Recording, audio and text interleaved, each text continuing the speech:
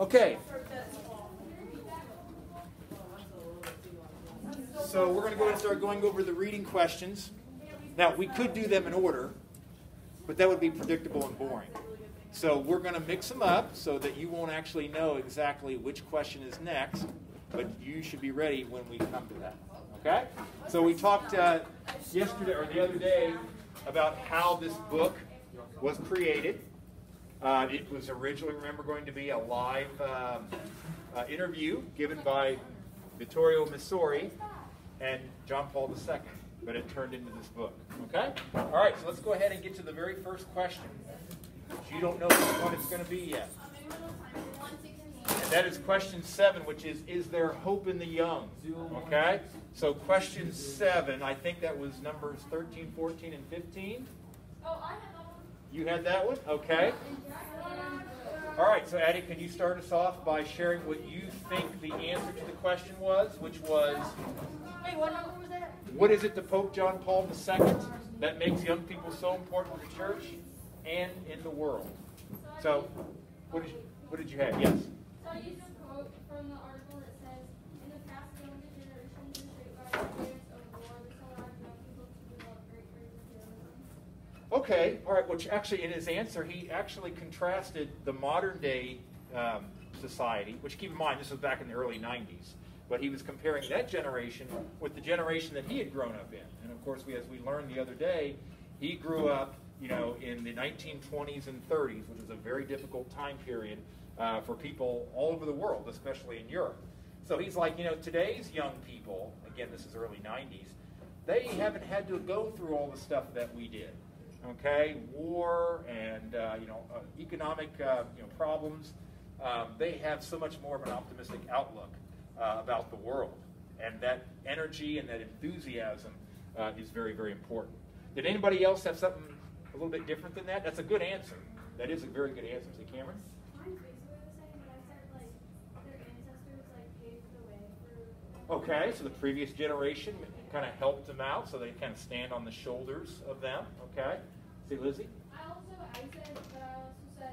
says that children are the hope of the church. And children are, yeah, he does use that phrase, absolutely. Okay, well, those are all good answers. So as we go through each of these, I'm going to try to give you, for everyone else who doesn't have an answer yet, I'm going to try to give you a summary of what would a good answer be, even though these are not necessarily perfect. So the thing that I came across in the reading, he talked about how young people are always searching for love. Okay, they are willing to make sacrifices, and they're enthusiastic and joyful, and they are the hope of the church. So kind of going with some of the answers that we just heard, they have an enthusiasm, they have a joy in their lives, which is contagious. Okay, and it probably goes back to the fact from his perspective that they haven't had to deal with the kind of things like his generation did. Okay, so that would be a good response. And again, if you can kind of reword some of these, this one's kind of a general answer. Some of these are going to be a little bit more specific. Okay? And John Paul II was known for his connection with young people. He did found the very first World Youth Day.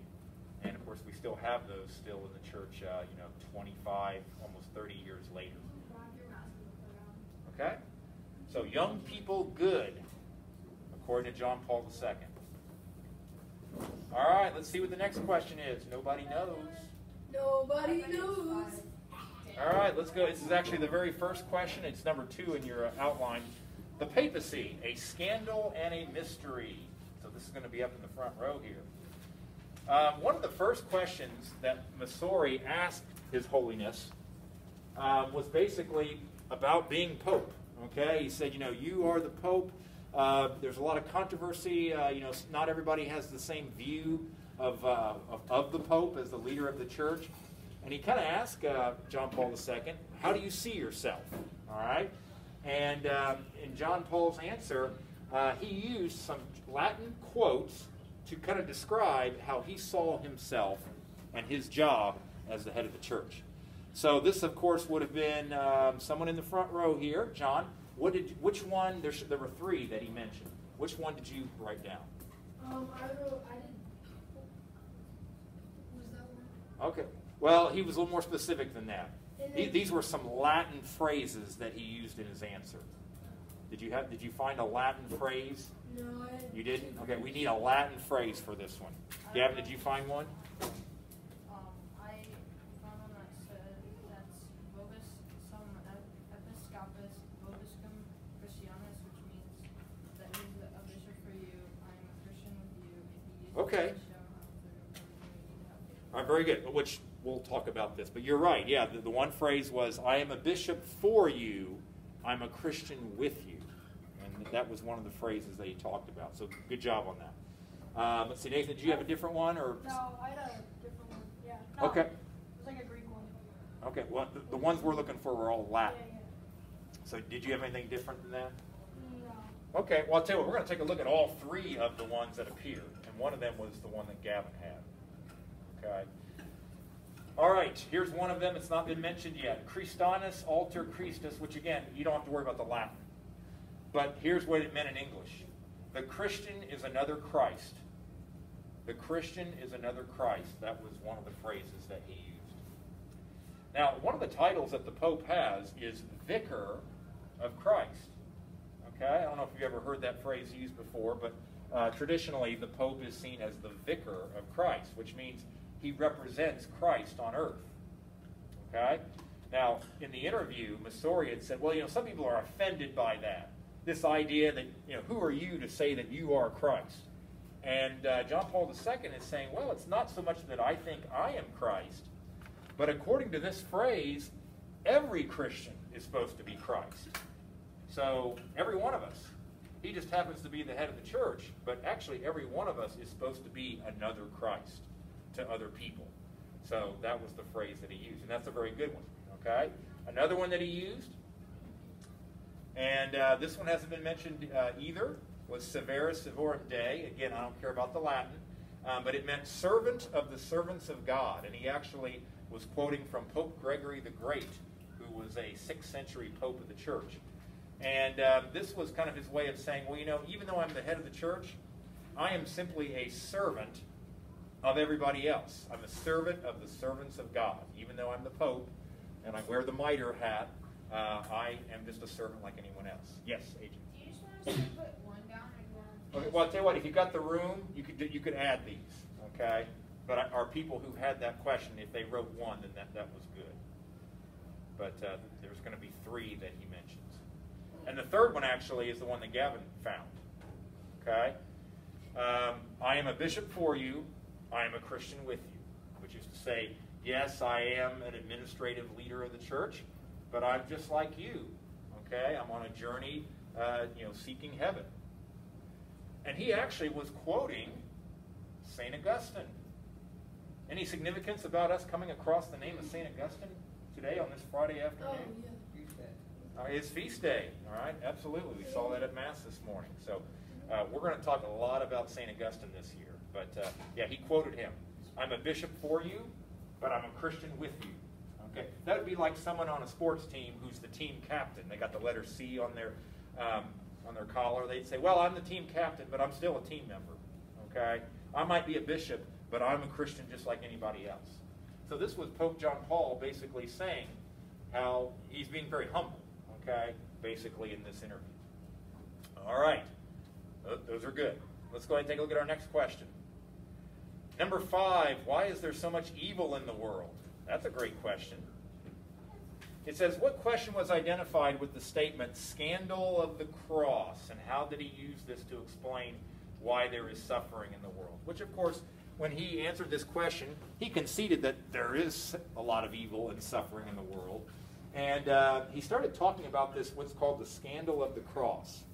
So this would have been number 5. So this would have been someone kind of in the middle. Okay, Anna, you had that question. What did you come up with? Yeah. He said the question was putting his son to death on the cross necessary for the salvation of men? Yes, that was the question. I'll put it up here on the screen here in just a minute, but that's right. Was putting Jesus to death on the cross really necessary? Okay, that's exactly right. Lily, is that what you found also? Okay, that is the correct answer. Let me go ahead and pull it up on the screen here. Yeah, was putting Jesus to death necessary by God? All right. So basically what he's saying is we suffer? Yes, we do. But so did Jesus. Was it necessary for him to suffer by dying on the cross? I mean, after all, God is God. Why would he require his own son to go through such agonizing pain? You know, that's the scandal of the cross, is like, why did he have to die on the cross?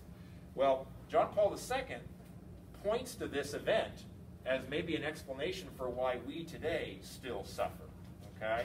We know that the world is not perfect. So here's a really good answer. We start with what Annie said, which was that question. Was putting Jesus to death necessary by God?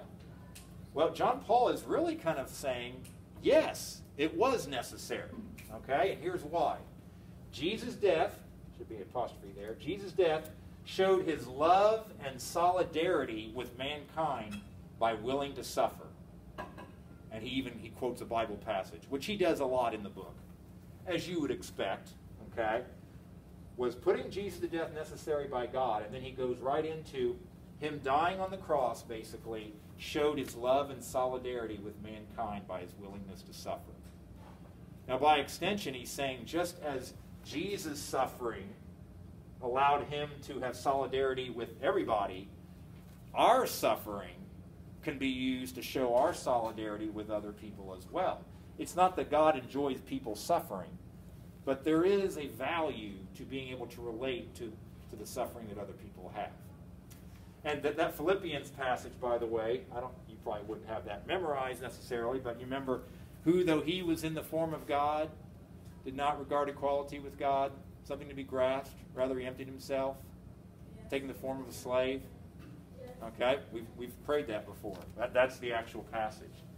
All right, so just Jesus can relate to us because he suffered, and we can relate hopefully to other people in our solidarity as well. Okay, all right, so far so good. Let's go to number 3. Does God really exist? Wow, what a question to ask the Pope. Okay, but he did ask him this. According to John Paul II, how is God knowable to us? How is he knowable to us? And then I have a did you know. I have some did you know facts I'm going to kind of throw in as we go here. But who had number 3? I think that was still a front row question. Okay, Gavin, you answered well last time.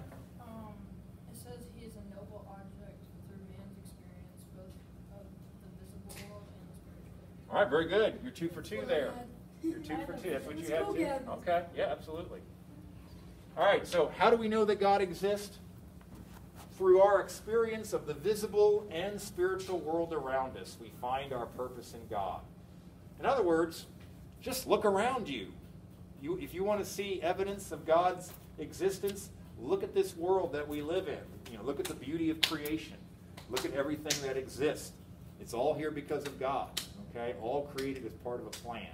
So that's kind of what he's saying, is we experience the real God by what we can see, but also by the things that we can't see, the spiritual.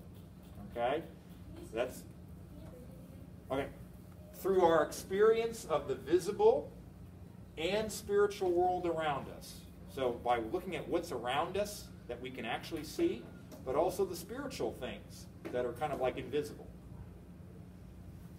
Now, an atheist would probably not be happy with that answer.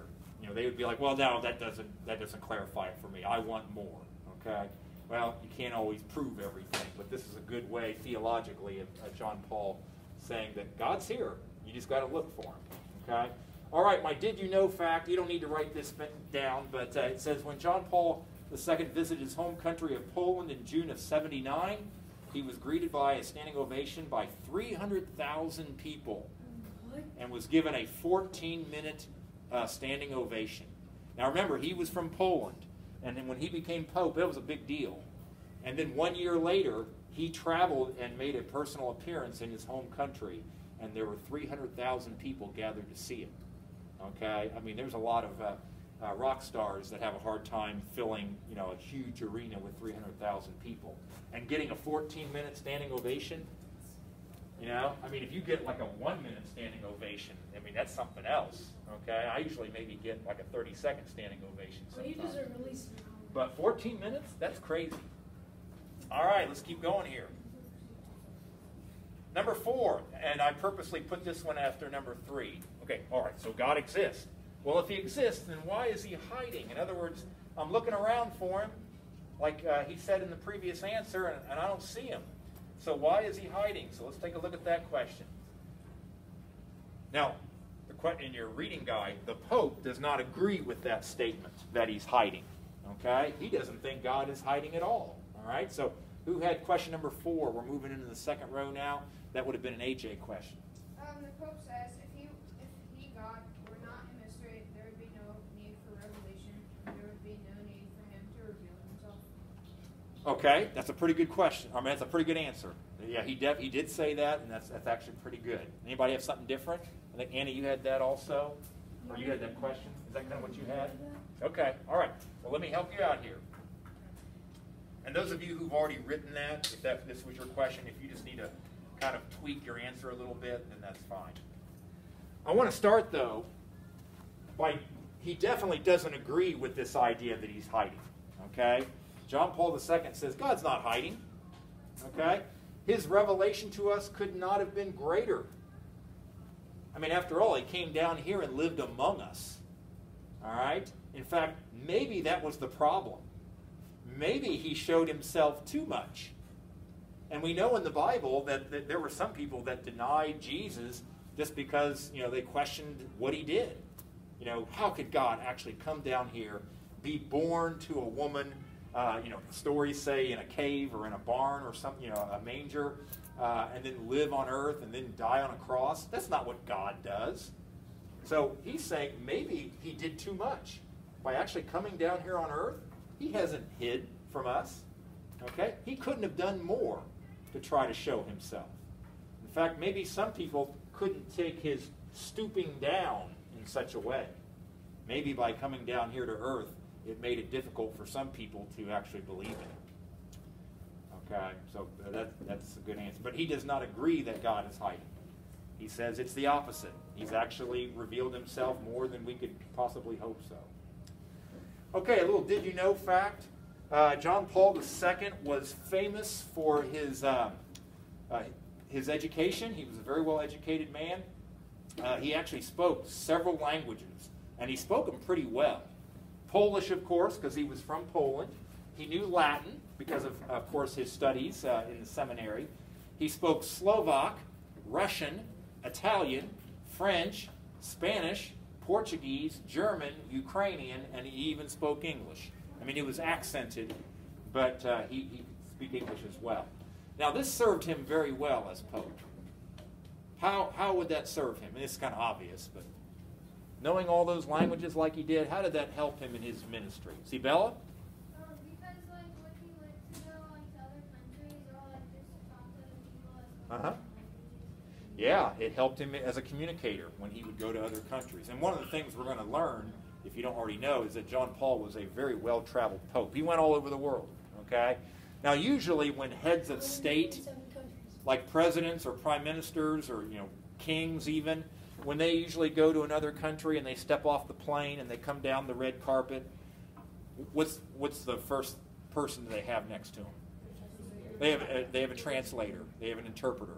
And of course, when they meet the other leader of the other country, it looks, when you see it on camera, it looks like they're talking to each other, but really they're talking to their interpreter, and then their interpreter is feeding that to the other interpreter. And you can imagine that kind of makes it hard to communicate. But John Paul II was the kind of person, he could come off the plane in another country and just start talking. And he'd be able to speak with the other head of state, or if he was meeting with a large crowd of people, he could speak their language. So that being able to speak those languages helped him tremendously. Okay? All right, let's keep going here. Number 8, this is one of my favorite ones. Was God at work in the fall of communism? Was God at work in the fall of communism? All right, so we got 2 questions here. According to John Paul, what was the reason that communism fell? And then part B, this is number 8. What 2 events did the Pope refer to as examples of the finger of God at work? Okay, so it's a 2-part question. Now, you got to understand, you saw that in that little video I showed you. John Paul grew up in the 20s and 30s and 40s between World War I and World War II, when communism really had established itself. And he suffered under it. He saw it. He knew other people that suffered under communism, and he was a staunch opponent of it. And of course, in the late 70s and 80s, when he was in the heyday of his papacy, communism still very much did exist, and he was an ardent opponent of it. So, John Paul, according to him, why did communism eventually fall? Why did it fall? See, Lizzie? He said that communism fell by itself. Okay, yeah, he basically said that, I think that he said it somehow like under its own weight. Okay, you know, it basically, it's kind of like saying the Roman Empire fell under its own weight. Communism kind of fell on its own. Let me help you out with that. That's a good answer. Let's try to get some the specific wording that was used. Okay, so let me read this so all of you can see this. He said, communism fell due to its own failings to cause real social change. He said communism fell due to its own failings to cause real social change. And he quotes another pope, Pope Leo XIII. And here's a great phrase. In fact, if I were you, I would write this down. He said the medicine was worse than the disease. The medicine, which was communism, was worse than the disease. You know what he meant by that? It's kind of saying what, going back to what Lizzie had said, communism was a failed system. And the quote was, the medicine was worse than the disease. What do you think he meant by that? He was actually quoting Pope Leo XIII, who was Pope back in the heyday when, you know, communism was a world movement. What's that phrase? The medicine's worse than the disease. See, Harrison? Maybe like the way they took it out. Like the way they carried out their policies. Okay, yeah. You know, this is where you have to kind of go back to when communism got started. It was a movement back in the 19th century. And it was designed to deal with poverty and inequality. Okay, you know, in Russia, for example, you had the czars, you know, that ruled Russia, and you had millions of Russian peasants that lived in huts and basically barely had enough food to eat. And the communist revolution was, we're going to make sure everyone has the same amount. Everyone's going to have bread to eat, and they're going to have peace. You know, we're not going to get involved in wars. We're going to make sure everyone is taken care of. And that was the promise. And when Russia became communist, it was like all the people thought that, you know, they were going to rise up and their life was going to be better. Unfortunately, though, it's like they had a disease. The disease was poverty and inequality. The problem, though, is that communism didn't really fix the problem. It just made it worse. It would be like if you had some kind of sickness and the medicine that you had to take would make you feel even worse. You would be like, well, you know what? It's not worth it. I don't want it. Okay? I'll deal with the sickness. All right? Communism took away people's freedom and just brought a lot of misery. And John Paul II was like, that's why it failed. Okay? You didn't need a war to end it. It's a bad system. All right? That's what John Paul felt. Okay, now the second part of this question is, John Paul in this book definitely believed that God plays a role in history, okay? And he used the phrase, finger of God at work, okay? So for those people who had this question, he talked about two events that he said, I think God had something to do with that. And spoiler alert, it kind of has to do with communism. Anybody happen to get on that one? Okay. See, Cameron? One of them said, 3 kids cannot have their Uh-huh. Okay, very good. So, have any of you ever heard of the apparition at Fatima? Okay. All right, so an apparition is an appearance, in this case, by Mary. Well, there was a story, and again, some people believe in it more than other people do, but yeah, that Mary appeared to a group of children, okay? And she basically said, she forecasted to them that there was going to be a revolution, but that someday that the revolution would end and that they would be the people would be turned back to God. Okay? And the revolution that it was talking about was the communist revolution, which happened in 1917. That's when Russia, of course, they dropped out of World War I because it was going bad for them. And then they had this big revolution, and the Tsar was killed and eliminated, and the communists took over. And the idea was Russia was now going to implement this revolution. Well, these children saw an image of Mary who told them not to worry. that Russia was going to be reconverted someday and that communism was going to go away. Well, John Paul II felt very strongly that God had a hand or a finger here. His finger was there to make sure that that would happen. Okay? And then the other event, I don't know if anyone came across, did you find it? Yeah. The assassination attempt was on May 13th, the anniversary of the celebration. Yes, very good, excellent. You got that one too. So you already know about this. In 1981, it was in May of 1981. Of course, he had the assassination attempt on his life, and again, it was a miracle that he didn't die. And it happened on May 13th, which was the exact date that those children saw Mary at Fatima, telling them that the communist revolution was going to someday be reversed. So to John Paul, he believed that God had a hand in those events. I mean, he believed, he should have died. Okay, it's a miracle that he survived. And he really thought, you know what, God has a role for me to play. Because in 1981, Eastern Europe was still very much communist. And he was trying to fight against it. And he's like, I got work to do.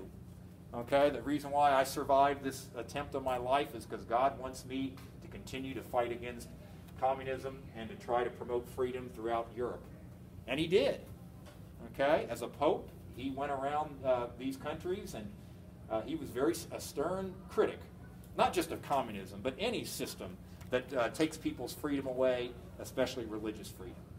So he felt that God had a finger in him surviving the assassination attempt and that message from Mary telling those children that, hey, someday this revolution is going to go back the other way and people are going to get their freedom back. Okay? All right, I don't know how many questions we have covered because we're kind of jumping around.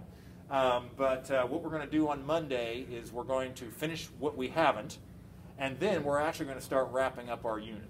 Okay, so we'll do that on Monday, and we'll see how things go, but that's going to be the plan. So we're going to stop right there for right now.